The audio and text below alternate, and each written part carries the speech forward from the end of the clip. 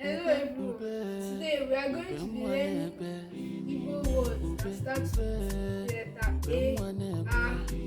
Yes, when I mention the word in Igbo language, you tell me the corresponding word in English language.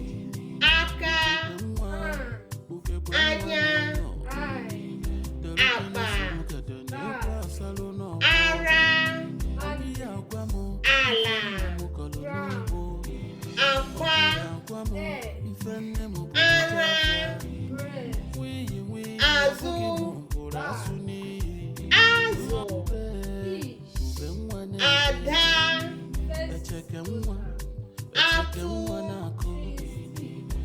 ashị, Lie, asa, asanwa, Beautiful, afa, Day, aja, anụ,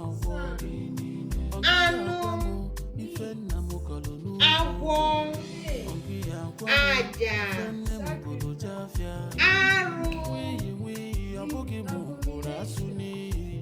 Clap for yourself. Kọrọ onwe gị aka.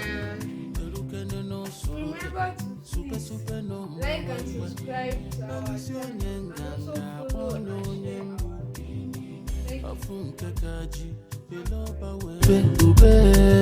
ube nwa na-ebe echeke nwa na-akụ ụdara nwa na-asọ ugegbe nwa na-enyo derukene soro gede na-ekwe asalụ n'ọgbọ ọgị ya agwa m ife nna m kọrọ n'ugbo ọgị ya agwa m ife nne m bụrụ jafịa nwiyi ọ bụghị m bụrụ asụ n'iyi mmanwụ ideke nwa si n'Igbo bịa derukene n'osoro gede supe n'omewewe elisi onye nganga akpọ onye mgbu ọfụ nke ka ji ele ọba wee zolo ajịja na-ebula nwa ụzọ tọ ntị ka ngwa